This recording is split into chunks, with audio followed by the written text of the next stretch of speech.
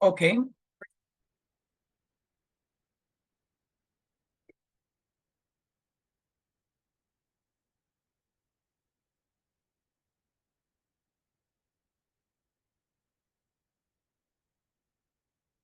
Okay.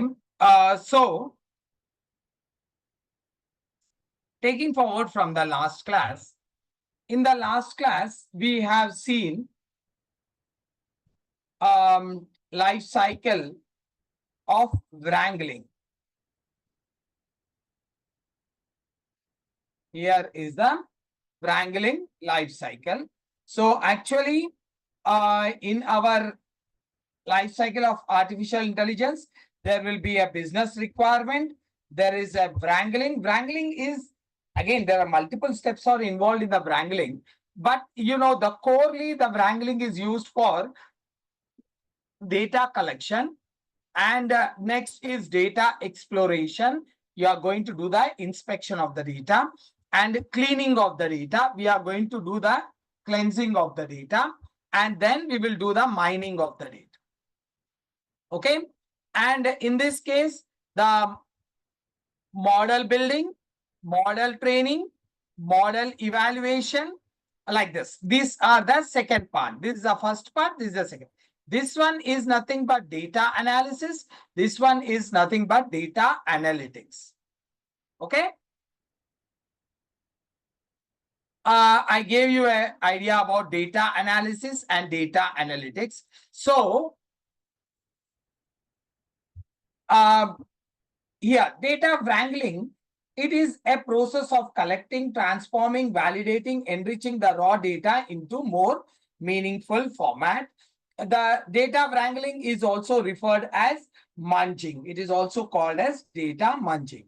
Okay, now data wrangling life cycle is, first is the based on the business requirement. We are going to collect the data and data inspection, data filtering, data conversion, data integration, and data exporting. Okay. Now, these are like, we can say it as different steps involved in our data wrangling. So data business requirement, we know that this is a client requirement. Data collection means you are going to collect the data based on the client requirement. We are going to collect it. Again, there will be two steps, primary data collection and secondary. And after collecting the data using any of these steps, data inspection, we are going to do it. That is nothing but we are going to inspect the data.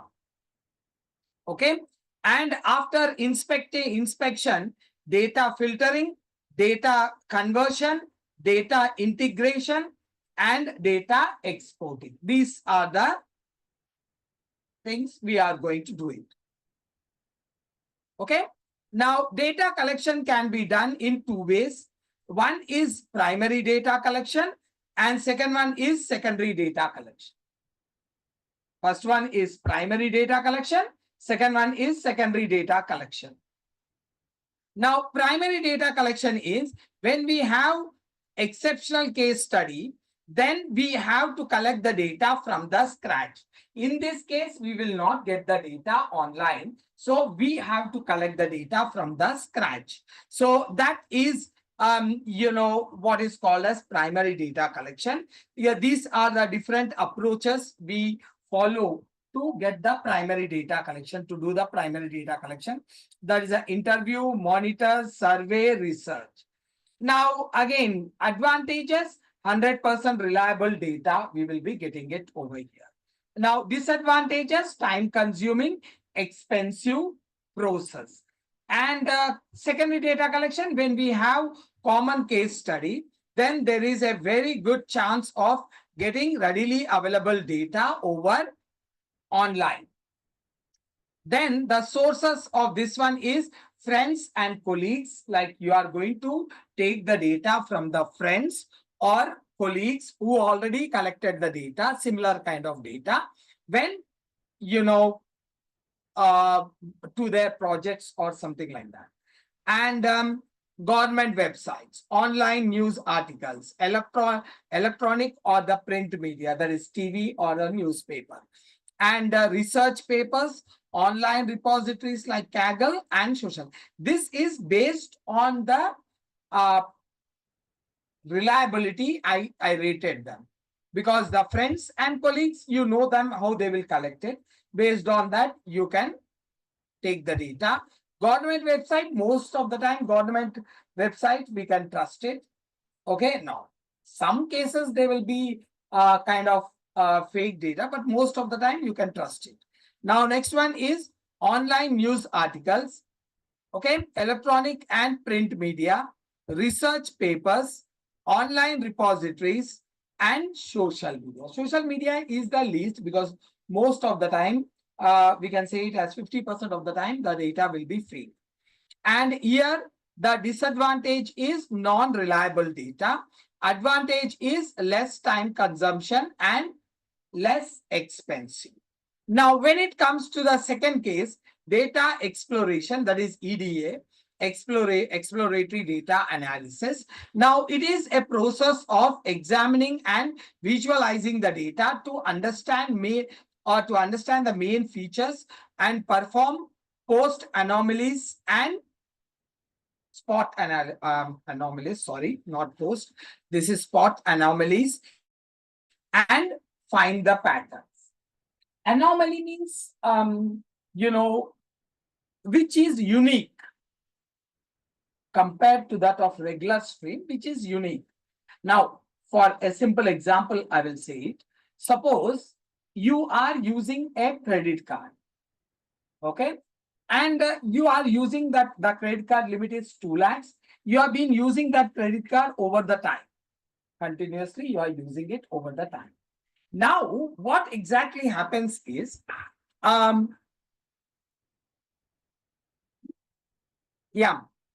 what exactly happens is someone has copied your credit card, or they know your PIN number and they have taken a copy of, they clone your credit card. Now they know your PIN number, they are having a copy of your credit card with all the details, which will work just like your credit card. Now you are using your credit card for groceries. Just imagine, every month you are buying around 10,000 groceries. So you are using for only groceries, that particular credit card. Now this guy got the your credit card and their PIN number. Somehow he got it. Now, do you think that he will go and buy the 10,000 credit card with the credit limit of 2 lakhs? Definitely no. He will go and buy something big, maybe a jewelry shop. He will go and buy like 1 lakh or 2 lakhs, something like that amount he will want to buy it. 1 lakh or 1 lakh above, he will buy it. So this is a different transaction. Regularly, you are buying only groceries of up to 10,000. That's a common transaction. Suddenly, a transaction comes with,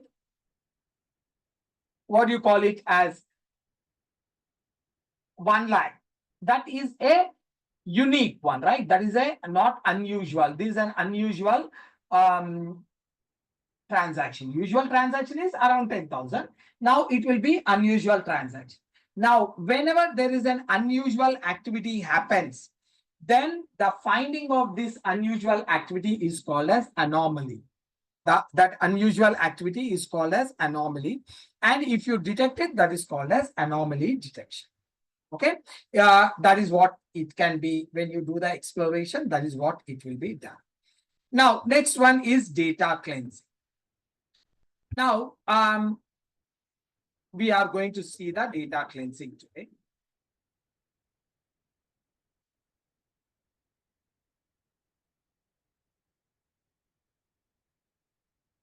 Just a minute.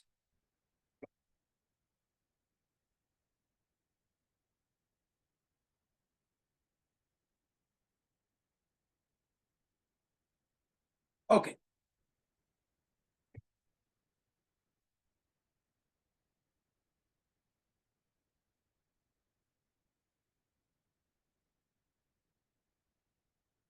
Bring it down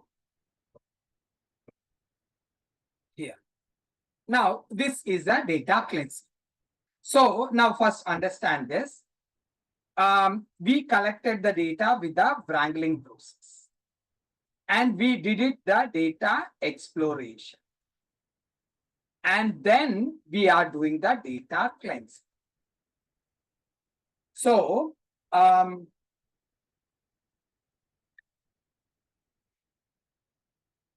okay, now just I want to establish the connectivity over here. Now, first we have done the wrangling process. From the wrangling process, whatever data is given out, that is being given out to this. This has been imported over here.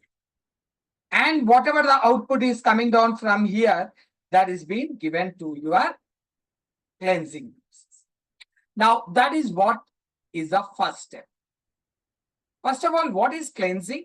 It is a process of identifying inaccurate and incorrect data by rectifying it by correcting it or deleting it from the data set. Okay? That is what it will happen over here. So it is a process of identifying incorrect or inaccurate data, rectifying it by correcting or deleting from the data set. Okay. Now, life cycle of the data cleansing. And now here, one thing you should understand, data cleansing is nothing but data level errors. Yesterday I showed you from here to here is unwanted columns. We removed these unwanted columns, then we got this data. Now this is perfect from the structure wise. Okay, structure wise, this is perfect. Now, here, like this. These are the 4 columns. Okay, these 4 columns may have some data level errors over here. These errors. Removing of this data level errors is called as cleansing. That's what I explained you. Now we are going to see in detail how we are going to do it. Okay.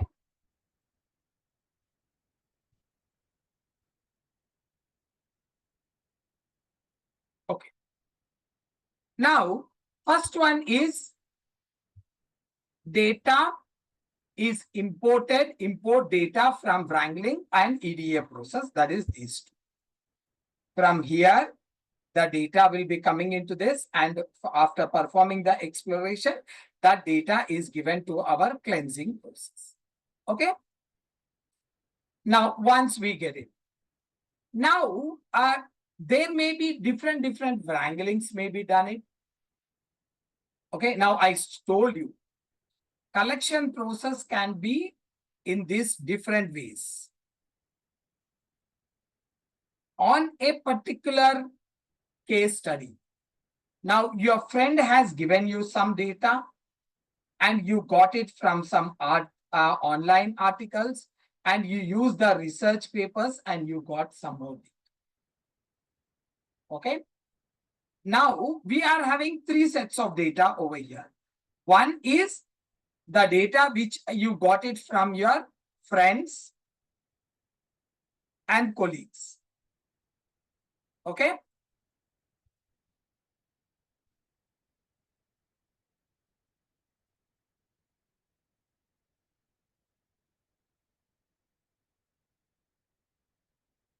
Like this. This is from your friends and colleagues.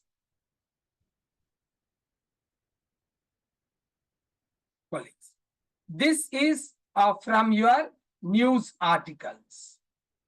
Okay. This is from your research papers. This is wrangling process. This is wrangling process. This is wrangling. There are 3 types of wranglings we have done. Now, this is data we passed on for the cleansing. This data also we passed on for the cleansing. This data is also we passed on for the cleansing. Okay. Now this is our cleansing process. Let's take it. This is our cleansing process. We are getting the data from three different locations. So this is my first data. This is my second data and third data.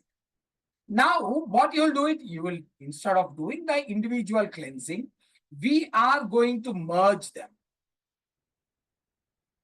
Or we also call it as integration. Or we are going to join them. Okay. And we are going to get a bigger set of data. Then on this, you are going to apply your process, cleansing process. So that is what is meant by your merging. Merging is nothing but you are merging the data which you got it from the different process. Okay. Now, next is rebuilding. Okay. Rebuilding. Now, this is pretty important. I'm writing it over here. Rebuilding of data. Okay, here I said it as rebuilding of data. Now, what is this is? Okay. We are increasing the quality of the data, or we are enriching the quality of the data by removing the errors. Enriching can be done in multiple ways. Now, the way we are doing it over here is enriching the quality of the data by removing of the errors.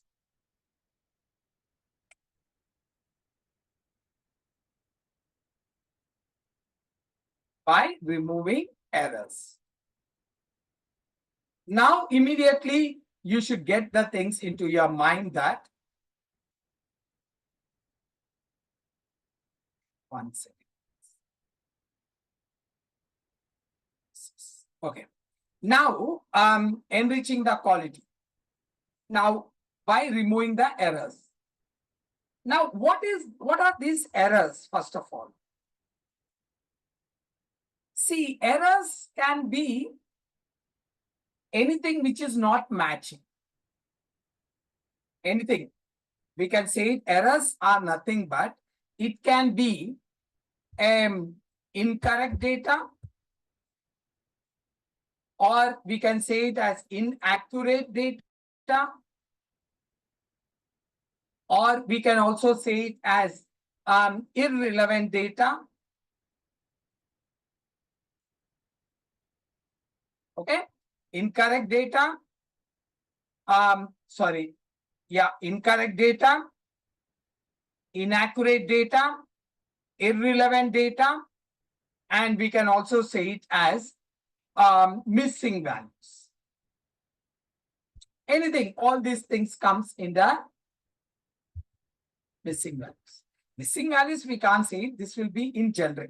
This is called as our errors. Okay. Now,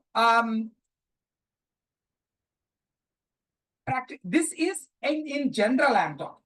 The whichever data is not correct, or whichever data is inaccurate, whichever data is irrelevant, will be considered as errors. Now, actually, how it look like, how these are considered as the errors in reality.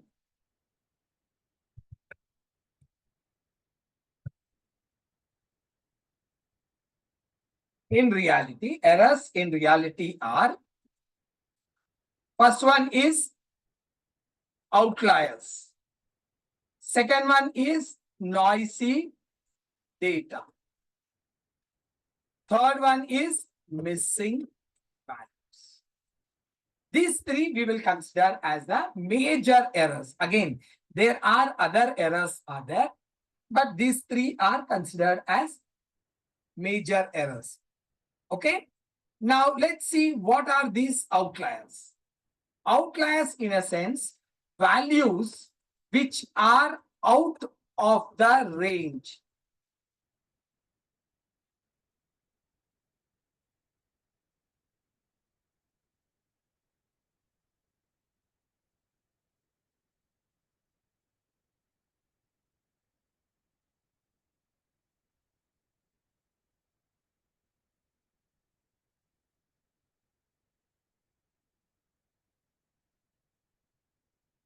Amit, I didn't get your question. How will get this data is incorrect? I didn't get it. You mean to say is that like how we come to know that this data is incorrect and inaccurate? Inaccurate as we have fetched this data from different sources and we have knowledge on it. Like, see, Amit, overall what I understood is how you will identify these errors. That's what you mean to say?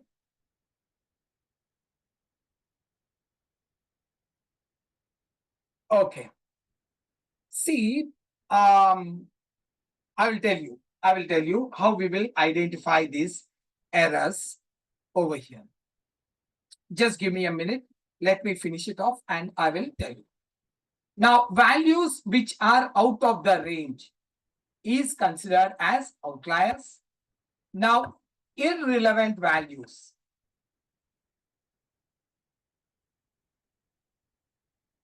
is called as noisy data. Now, missing values, we know that.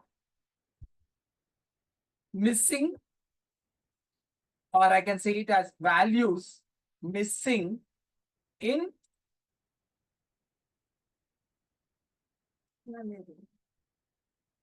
values missing in records. We can say it some. Now, first one, I will explain you what are these values which are out of the range. Now, guys, think that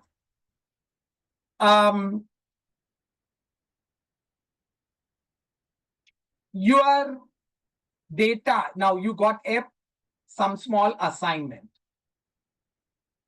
Now, your senior has asked you to go and collect the data. Okay, go and collect the data from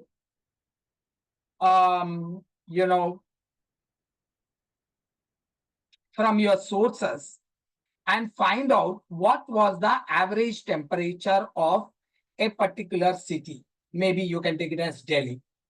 What is the average temperature of Delhi? Average temperature of Delhi last week. So now you collected the 7. First day was 33. Next day it went on to 36. Then it went on to 35 down and went to 32. And then it went up to 34. And then it fall down to 32 again. And it stopped at 30. This was the last week temperature. Okay, from Monday to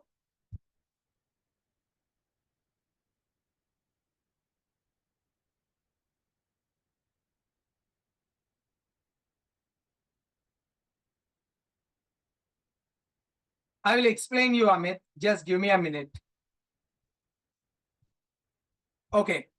Now here, this is my data. I will give it as 7. This is our average temperature, which is fine. Okay, which is fine for us. Now, suppose while collecting, we have done some mistake. Now, looking at this, last week range was 30 was the minimum, maximum was 36. Okay, in Delhi last week, the temperature range was 30 to 36. Now, this is a proper data. Now what we have done it is, we have done some mistake. Now here I gave it 55 by mistake. And this one 30, I made it 300. By mistake, just by typing it, it came up one more zero over there. I didn't notice, and this is what it happened. Now, let's look at the total, and I want to get the average. Okay? Now, this is an abnormal. You can't imagine that temperature is 117 degrees. Okay, temperature is 117 degrees, and you are getting that average temperature in Delhi, which is not possible. When in this case, you see it is a proper temperature. What is the mistake here? We have taken the values which are out of the range. My range was 30 to 36. We have by mistake, we have taken some range which is out of the values which are out of the range. That is what happens when you do it. Now you see the difference. Actually, it should come down 33. It went on 117. Now this is impossible. We can't survive in that temperature. Okay. Now next one is noisy data. Now noisy data in a sense. Okay. Now just imagine you are expecting like age of a person. You are expecting the age of the person. Now, usually you should get a number. Now, he is giving something like his name. He gave his name over. You are expecting a number and you are getting a string over there. Now, that is something which is not acceptable. Why means, if the age number is there, I can do some operations like, aggregation, where I can apply some aggregation functions like mean, median, mode, maximum, minimum, sum, all these things I can add, I can use it. Okay. But when a string is coming in the middle, then I can't use it. So this is a problem with the noisy data, which is a irrelevant values. Okay. Missing value. Let's take it a missing value situation. I'm having like product name. Okay. Next one is product color. Next one is product name, product color, product price, and location where we got. Okay. Now, this is what is actually the table.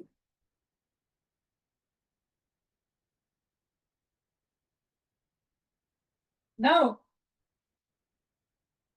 I will give one product. Let's take it cycle. And I may say 10,000 rupees. Oh, sorry. Color is maybe yellow in color. And price is 10,000 rupees. And I bought it in Delhi. Let's take it like this. Now, there is second record is there. Now, in this, I didn't give the product name. I'm giving the color. Color is blue. Price is 1 lakh. Okay. Location, I will say that Hyderabad. Now, can you guess what value will come down here when it is blue, when it is color is blue in color, product price is 1 lakh, and location is Hyderabad? What will be, what you can guess over here? Which product can come down, or which product you can buy it in Hyderabad with 1 lakh range? It can be anything. It can be a bike, or it can be a laptop, or it can be a mobile. Now, the high-end mobiles, I mean to say, an AC, or a fridge, anything you can take it. Anything can come down over here.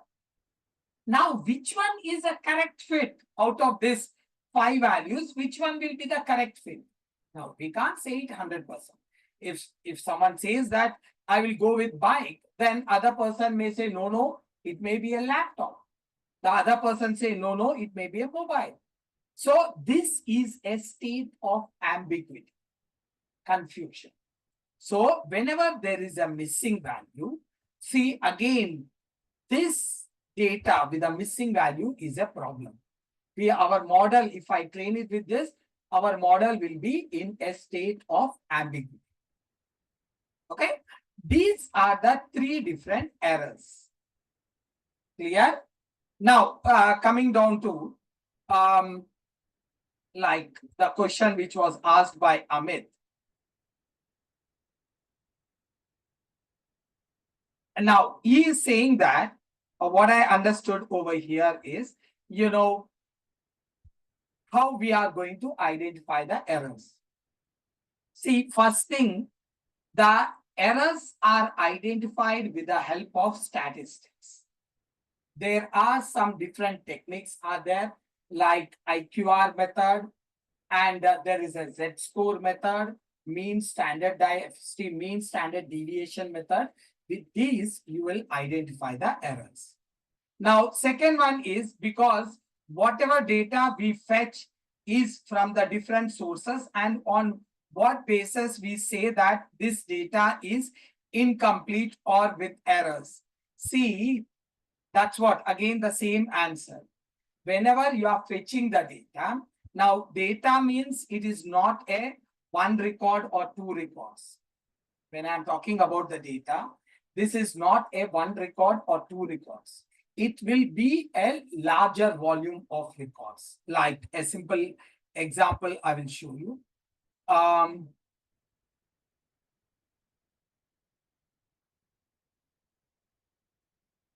one second. Okay, I'll show you a data over here.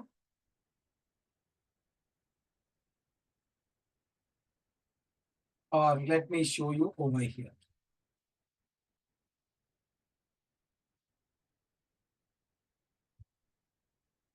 Um,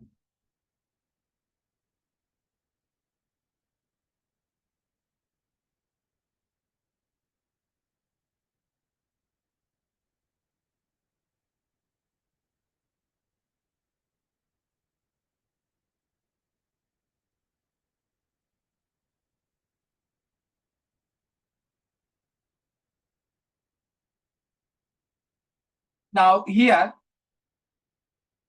um,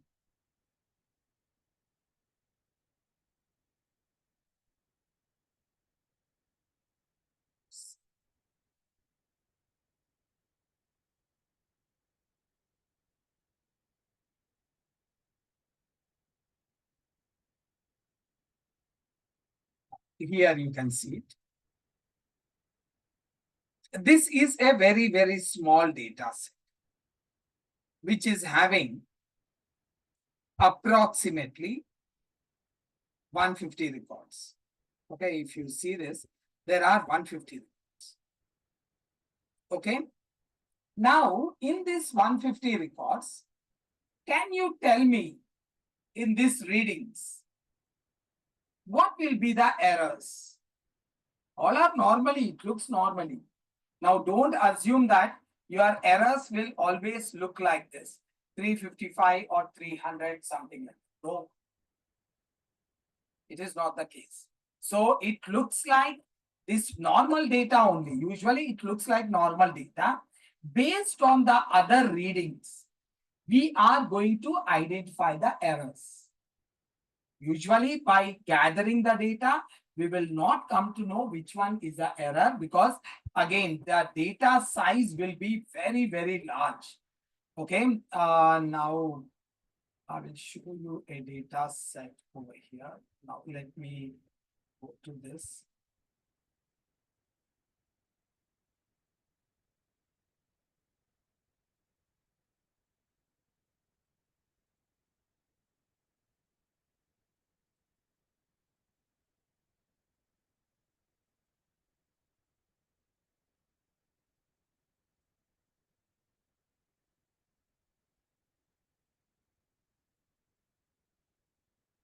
There it is. There are a lot of data is there over here. I'm showing you one of the data set.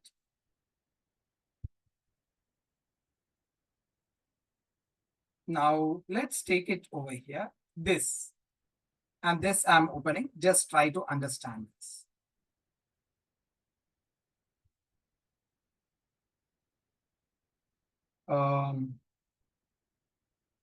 Two bullshits.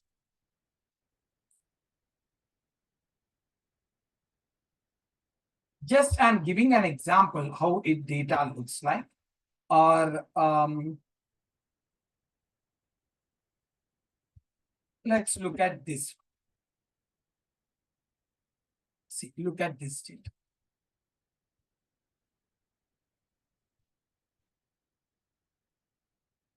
By looking at this data, you can't understand that this is having the errors or not. Yeah, you have to look at the columns and you have to understand that which column is important for us and which column is not important for us. That is what we are going to do it in our, see this column labels. Based on this, you will understand that which column is important, which column is not important. That when you have the knowledge about data. But in the data level errors, it is next to impossible to find out directly. Directly with your naked eyes, you can't identify the errors inside this. See how many records are there inside.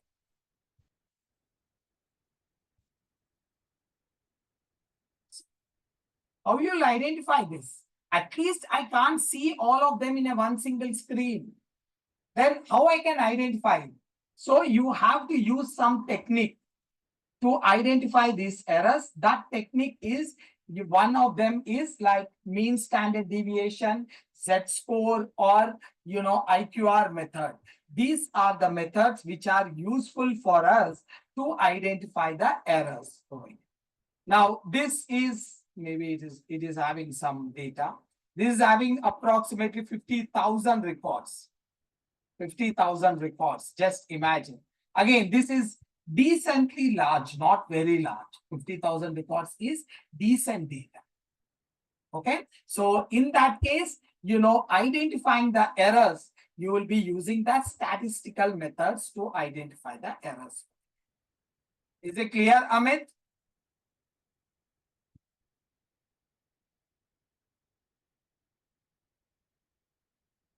Okay, now next one is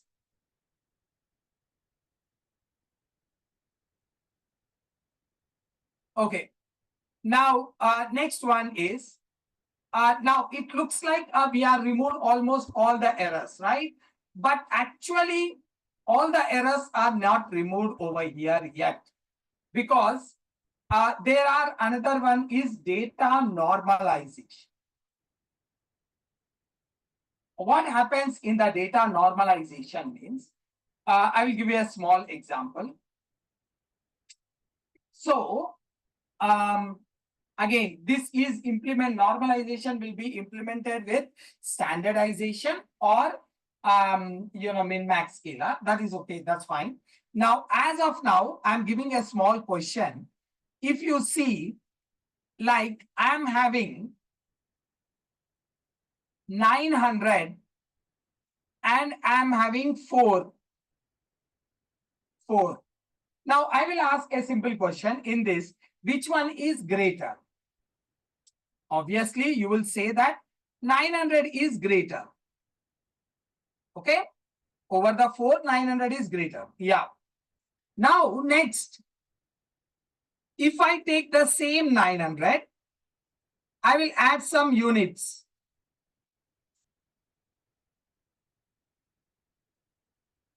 900 grams and 4 kgs. Which one is greater? Now you will automatically say that this one is greater. But my system, if I give to my system this one, it will say 900. This one also, it will say 900, because it will not understand what are grams and what is kgs. It will ignore it.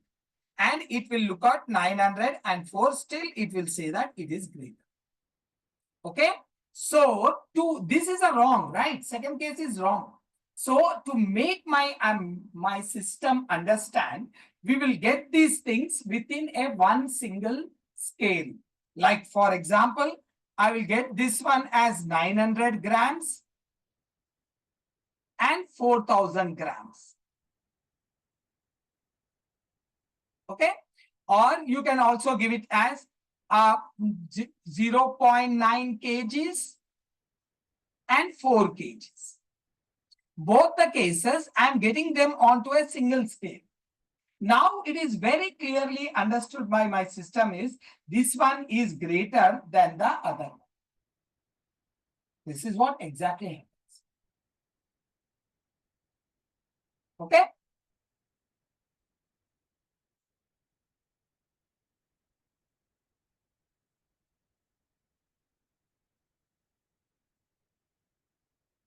Again, there is a batch mechanism will be there. Batch mechanism, we can using that, we can process the large volume of data.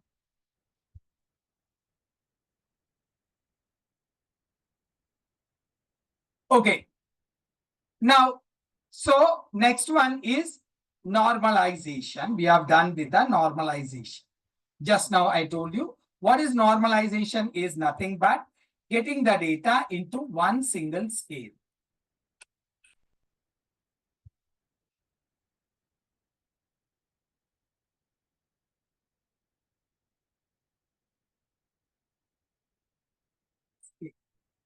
Now, just I gave a small example, guys, like this. Now, what is deduplication?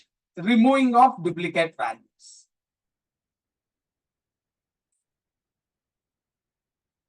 Duplicate values. So there may be duplicate values, which gives again a big headache for us. So we will remove them by using deduplication techniques. I will tell you what are the techniques we are going to use it over here. Now, next one is enrich, verify and enrich. What do you mean by this is, see, whatever the data is collected by my subordinates or my colleagues, because we are going to collect the data. Now, what I will do it as a senior is, I will make sure that I will go through each and every data and I will verify that whether the source of the data is,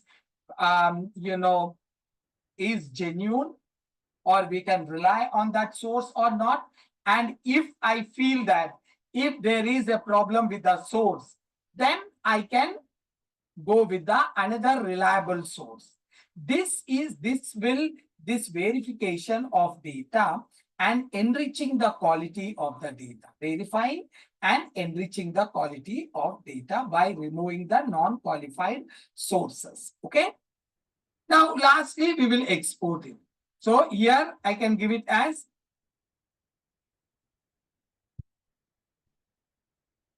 verification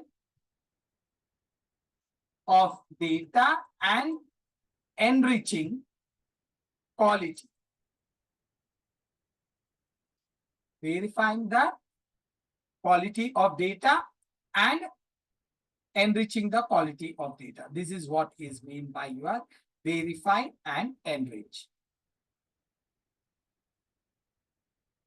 Last one is data export. You will be exporting the data for the next level, which is called as, what do you call it as? Mining process. Of course, the mining process, we will do it with the help of algorithms. Now, the very important thing, these all are pretty fine for theoretically understanding. Theoretically understanding, it's okay. But practically, how you are going to implement it. So as I told you, we are having especially cleansing process. I'm talking about the cleansing process. I'm copying this.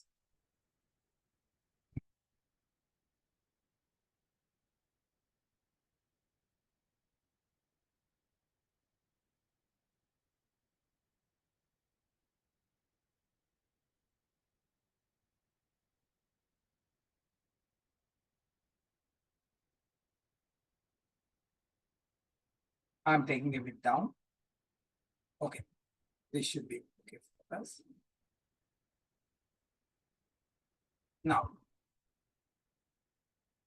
in this, the cleansing process is implemented with the help of a library called as pandas. Pandas, or there is one more library called as PySpark. These two are competitors. If you know pandas, you can claim that I know PySpark. That is a similarity.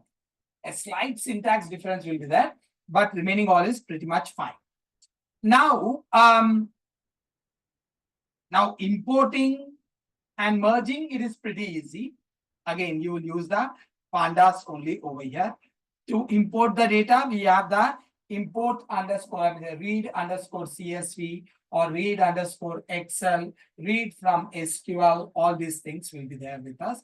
We can read it. Now, merging, we will be having something called as merge method.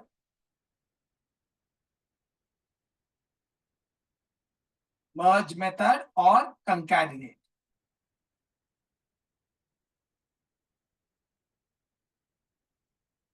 Merge or concatenate. Now, rebuilding, that is rebuilding is nothing but I told you identifying the errors and removing of the errors. As I was giving an answer to this, this one. How to identify these errors? First thing is we use the statistics. Statistics comes into the picture and you are going to apply the different methods. There will be different methods will be there, like as I told you, one is IQR.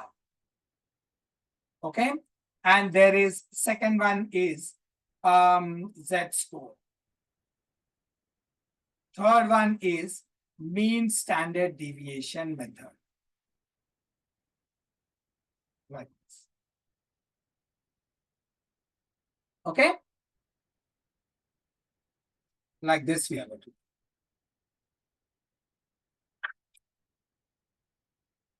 Now next is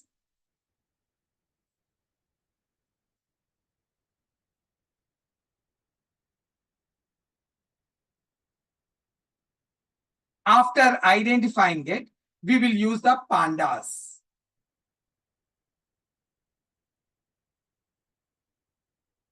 See, you are identifying the errors with the help of statistics, and then we are going to use the pandas to do whatever we want to do it. Like we want to rectify those errors, or you want to delete those errors. It's up to you.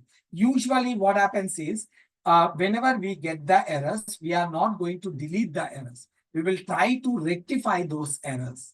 Okay, we want to get them into the valid range. That is what it will happen. Okay, next one is yeah.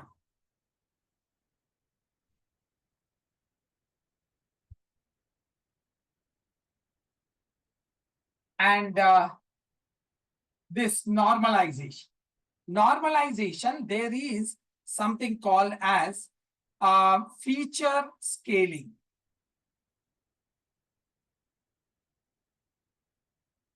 Feature scaling, where you are going to scale the features, that is the columns, between a given range. That is what is done. Again, deduplication, we can do it with the help of pandas. There's a duplication value will be there. You can do it. Again, this enriching, we can do it with the quality by using statistics. Okay. Now, apart from this, there is one more stuff will be there. Like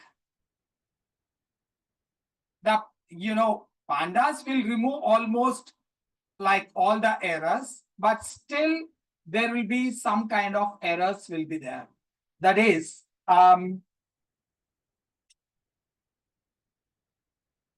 like imbalanced data. imbalance data. Now, next one is, imbalance data. There is something called as encoding. Okay, we are going to perform the encoding. Again, there is identifying the NANs and rectify them. Of course, the missing value, all the errors will be converted to NANs, and we will be doing it. Now, what is this imbalance data means? Just imagine, guys. See, suppose there is a group is there. Group of 100 people are there. In this, 80 people are one category, 20 people are other category. Okay. Now, you asked a question to them. Okay, you asked a question to them. Now, now these two groups are there. Here is a judge sitting. He asked a question to them, like, can you tell me what is the answer? Now, 80% of people are giving answer as A, and 20% of the people giving the answer as B. Okay, 20 people are giving answer B, 80 are giving A. Now, this is a judge. Now, we ask them, okay, we ask them to shout, come up with their answer. Now, as 80% people number is more, and if they shout, then these 20% people voice will be, suppressed by this. Okay, their voice will be very large. This voice hardly reach for them, this judge. So maybe as this is coming louder, judge may be inclined towards this. Because these are 20, these are 80. Right? 80 people are shouting together. That will be a very large volume. I have voice with the answer A. Even though 20 people are saying B, this will be overshadowed by the 80% people answer. So the judge may be, because number is more, then it will be slightly biased towards the A group. Okay, sorry, the 80% group. The same thing happens to my model. Now, if I'm giving a data to my model, now in this, 80% or let's say 90% of the data is one category and 10% data is another category. So my model, it will learn from this data a lot. Because this is a very small number, it will be ignored. This is the problem over here when there is an imbalanced data. To make it balanced, we have to make it this balance as make it 50-50. That can be done with the help of imbalance. Okay. Now, encoding means, this is again, it will be a bit difficult for us to digest. This is my model. I will explain you. I will show you coding wise what is model now. As of now, you take it model. This model, you are giving the data. And this model can understand only numerical data. That is, a data which is in the form of numbers is understood by our model. Remaining, remaining all maybe not so, understood by my model. Only numerical data is understood by model. Now, the one more thing is, very important point is, if you take it like 100% data is there. In 100%, 85% is non-numerical, that is string type. And only 15% will be numerical. And again, I'm repeating, my model will understand only numerical data. My model will not understand this string data. That means if I'm giving the data, out of that, 85% of the data, my model will not understand. So this string data, we are going to convert it into numerical form. And this technique, we call it as encoding. Encode.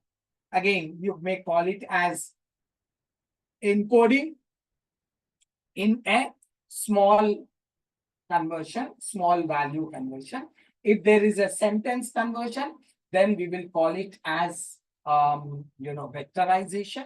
And in the extreme level, we call it as word embeddings. So there are three terms are there. One is encoding.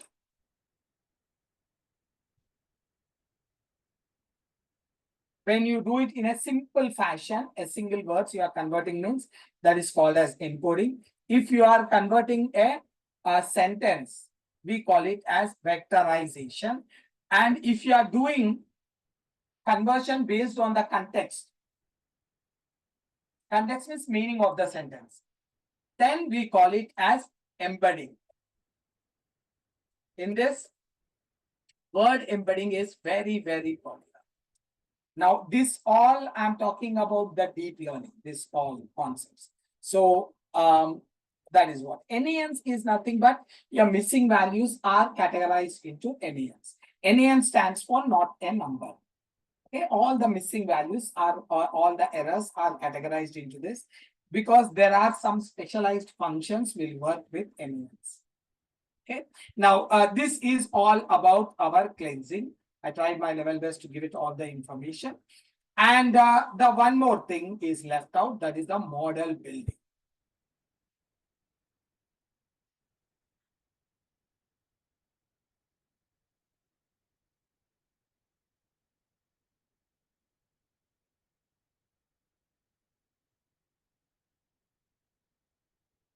I told you what is model means. It is program based on algorithm. Okay, the program based on algorithm is called as model. See, Rama, this is not the framework. I'm not talking about the framework. Here, when I'm taking the batch wise, we are going to train the model. There will be a batch size. So if there is a large volume of data is there, we will give it batch by batch. The data is divided into the batches and we are going to give it that data to the model. Okay. Now framework is a pre-processing steps. That's it. But when you are training the data, we are going to give it in the batches. Okay, we are going to give it in the batches, like a small batch, maybe of 32, we will give it. So 32 images or 32 sentences like that will be training the model on the batch-wise manner. Hope it is clear.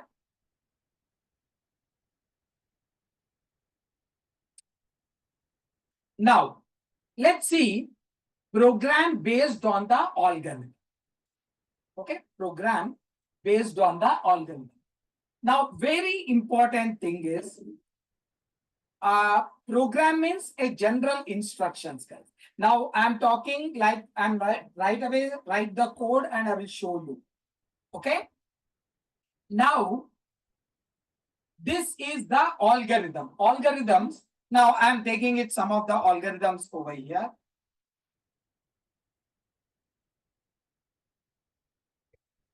I'm directly taking from the over the internet. I'm not taking some algorithm which I know it. I'm just taking the algorithms which are very popular. Popular machine learning algorithms.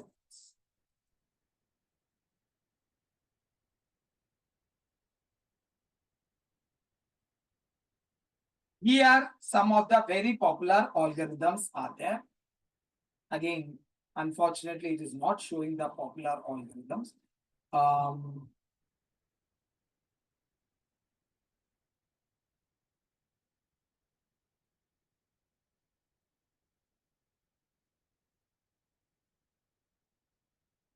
I will give it as most used.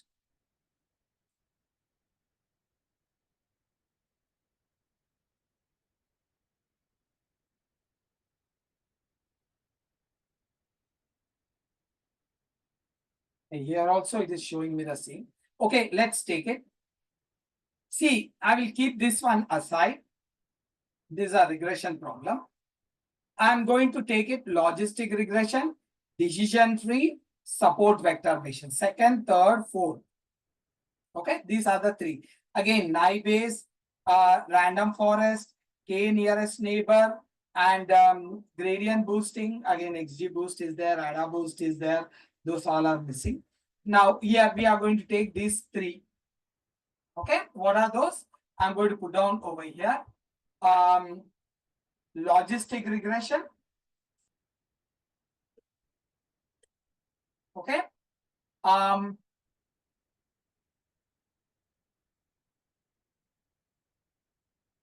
Decision tree. SVR. Support vector machines. Support vector machines. Decision tree. Logistic regression. Okay.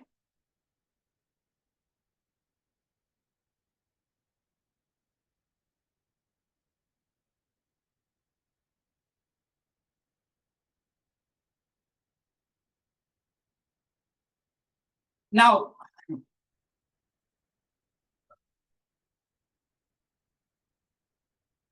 I'm taking this. Based on this, I'm going to create the model. Now, before getting into this model preparation, I will use the Jupyter notebook, guys. Already, I'm having the Jupyter notebook over here. This is the collab. Now, I'm going to open up the collab so that it is easy for you.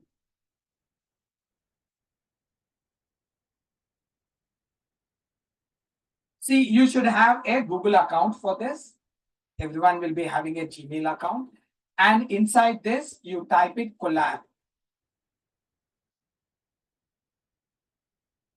This is an online version of Jupyter Notebook. Jupyter Notebook is very popularly used editor. Now, this is an online version of the Jupyter Notebook where we write the code, guys. Okay. Now, this is the how it looks like. Okay. I will give it as model building demo.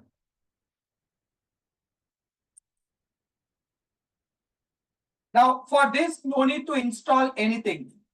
If you are doing simultaneously, you can do it. Just go to the Google. Obviously, you will have the account in the Google Gmail account. And then in that, you put down the Google, you search the collab, and you can use it. This collab is developed by the Google people only. Okay, that's fine. Now, here,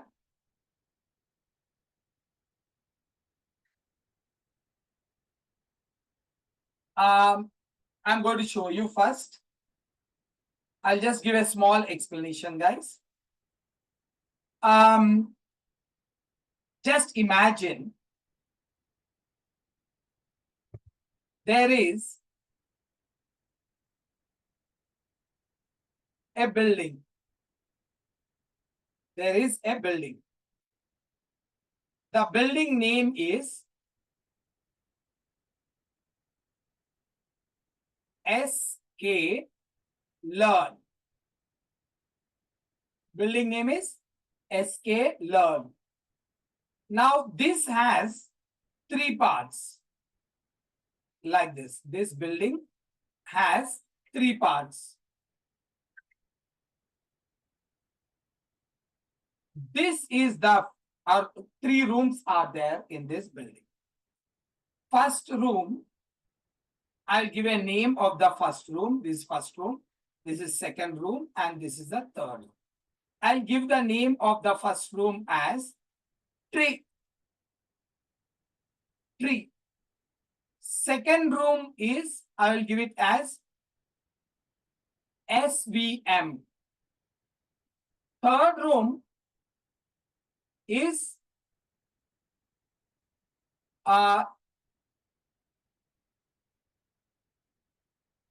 tree, SVM, and the third room I will give it as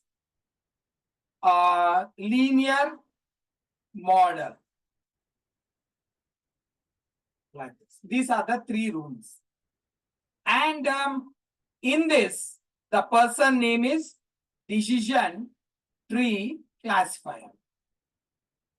In this, support vector classifier. Okay. In this, we have logistic regression. I'm writing in the short form. The place is not enough like this. Now, suppose if this is a person, if he want to get the decision tree classifier, the person name is decision. First, he has to approach the building. What is the name of the building? sklearn. In the sklearn, he has to go to the room tree. And in that, there is a gentleman called as DTC, that is decision tree classifier. Okay. Now, next is, if I want to get it, this logistic regression, this person has to go to sklearn and linear model room. In that, we will call the logistic regression. If the person has to call the support vector classifier, then he has to go to the sklearn building, room SVM, and you have to call it. Now, I will write it this one. This is, I don't think so for doing this, you need some extra skills or technical degree or something like this. Okay, now you see. From sklearn building, go to tree, import decision tree classifier. Okay. Now, next one is, I want to get the logistic regression. sklearn dot linear underscore model import logistic regression. Of course, there won't be space. Logistic regression. Now, if I want to get the SVC from sklearn.svm import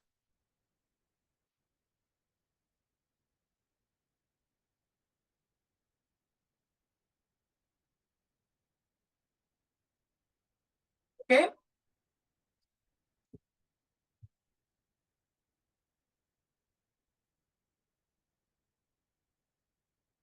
Like this. These are how we are going to import our algorithms. Then we are going to write the code based on that. Now you see this. I'm doing the same thing from sklearn dot tree import decision tree classifier.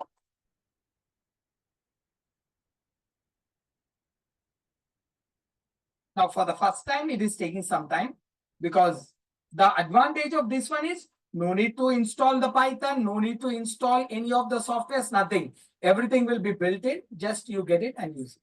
Now, this is done. It is being imported. Can you see it here, tick mark? That says that it is done successfully. Now, I have to create a model. Model is nothing but a program based on the algorithm. Now, this is the algorithm. All I have to do it is decision tree classifier of. I'm giving a brackets. Observe this brackets. So I did it, whatever I gave it over here, decision tree classifier of. This is my model. That's it. These two lines are helping us to create the model. Now I will give a name to this model. maybe this decision tree, right? DT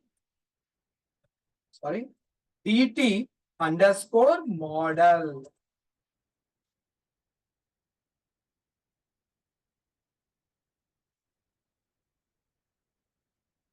DT underscore model. Now DT underscore model is this. You see decision tree classifier. This is a model, guys. This is a model. Model building is this. These 3 lines is called as model building. Now, next one is, what is the next step over here? Model building and model training. I'm copying this, guys.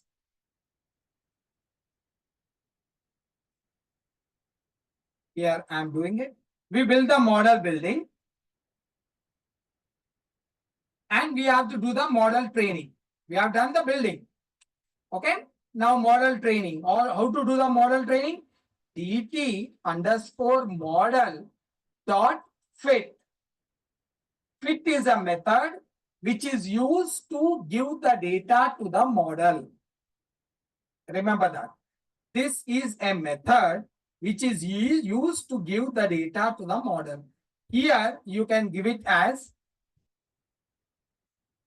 data. Now I don't have the data with me currently. So I'm giving just like data. You give the data and this data, from this data, the model will learn. Now, once the model is learned, next step is model testing, right? We have to test how much percentage the model is trained with. Okay? How much is its percentage of training? So I will do it over here. DT underscore model dot score. And you give that. That's it. As simple as that. Okay. Here, these 3 steps. Model building is first import the relevant algorithm and that algorithm name and give it brackets. That is a model. You give a name. This is a model building. And DT underscore model dot fit. Fit is used to give the data. Okay. You are going to give the data to this. And from this data, the model will learn. Always remember, whenever you want to give the data to the model for learning purpose, we will use the fit. Blindly, you remember it, that is fit. Now, this one is the score, means it will get the accuracy score. How much percentage it is learned. If this percentage is above 75, then it is a very, very good model. Otherwise, it is a pretty much not so good model. Okay. Now, that is what it will happen over here. Now, let's take the next algorithm over here. Now, I'm not running this, guys, because I don't have the data. There's no point in running this one without data. Now, I'm taking the another algorithm, that is logistic regression from sklearn dot. I told you over here, we are going to go with linear model, import logistic. Linear underscore model, import logistic regression.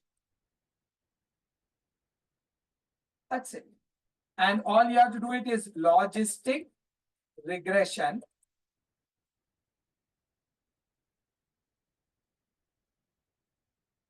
of. Okay, we are going to give it as logistic regression of, and here I'll give it as LR model. I'm just giving a name. You can give your name, whatever name you want. Now, LR model is nothing but binomial logistic. Now, my model is ready. Now, next is LR model dot fit, and you give the data. That's okay. Now, again, we don't have the data. I'm just showing it. LR model dot score.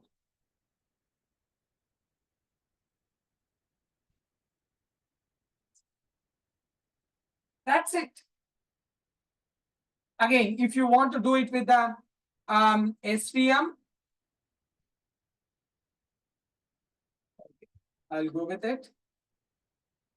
From sklearn dot SVM import SVC. SVC of, and you can give it as SM model. Any name you can give it. I gave it SM model. Support vector machine, support machine model.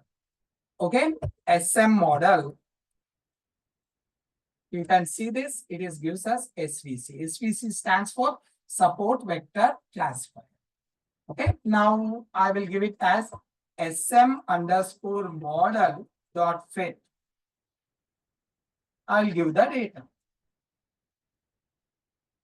Okay. I'll give it as SM underscore model dot score.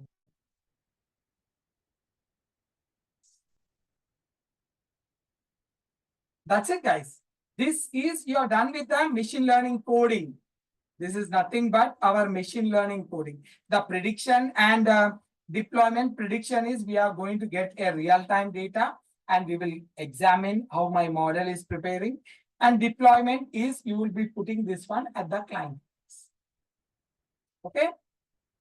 That is what exactly happens over here. This is my decision tree. This is my logistic regression. This is my SVM. These three are, it is being given by our search. Whatever the search we have done it, based on the search, we went with them.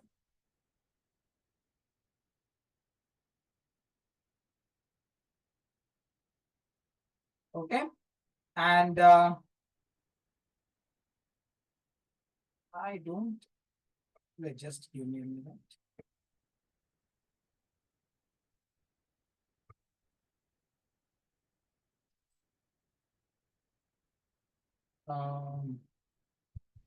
Let me see that if I have it, decision tree.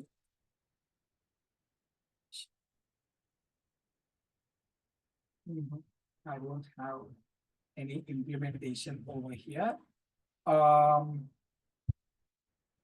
Let me try it out with this one. I want to show you how exactly the entire stuff will look like.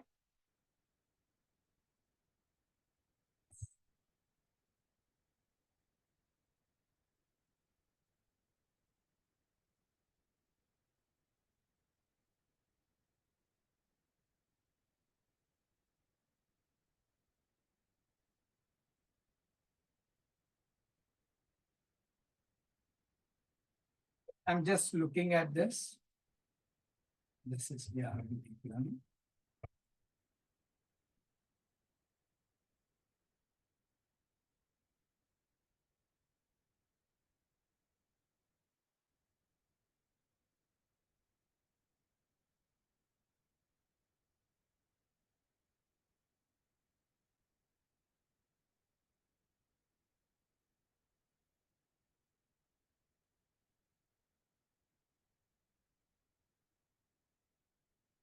This is, I told you, the imbalanceness.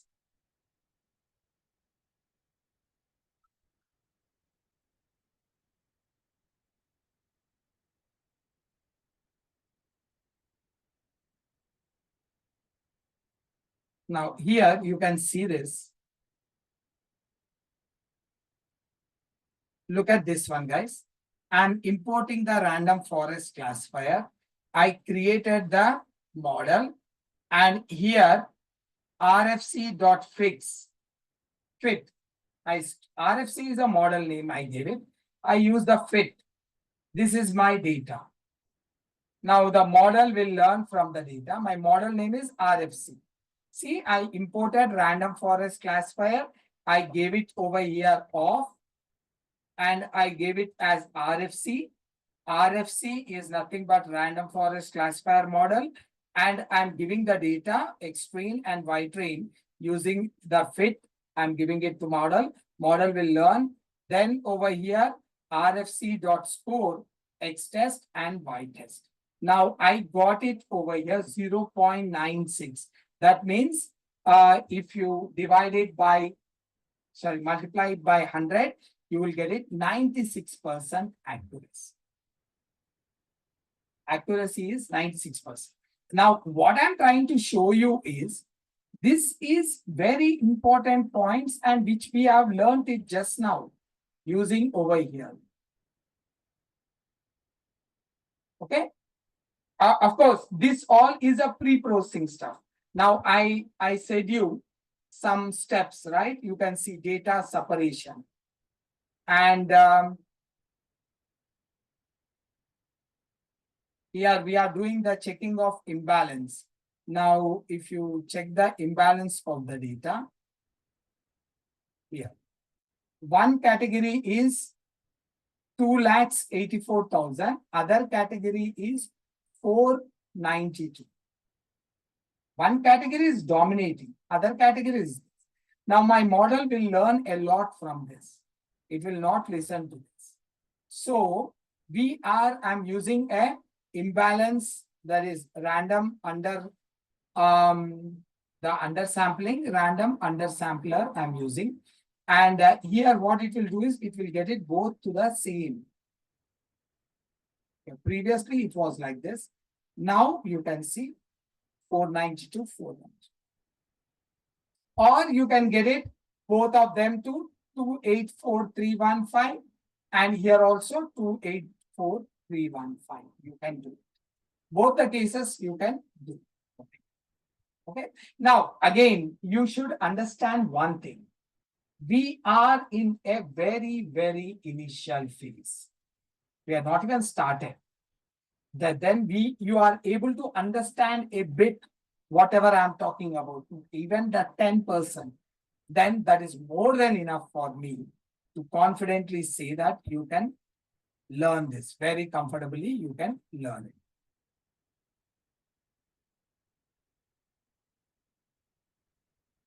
This all. Okay. Okay. And again, one more thing, guys. Today will be our last demo. From tomorrow, the link will be changed. And this link will not be available. The timing will be same, but the link will be changed. If anyone want to enroll, whoever enrolls, they will be the one who will be provided with a new link. Okay. I think. Okay, thanks, Rama. So I'm stopping the session, guys. Let's meet tomorrow with the new link and we can take it forward. Thank you very much, guys. I'm stopping it over here.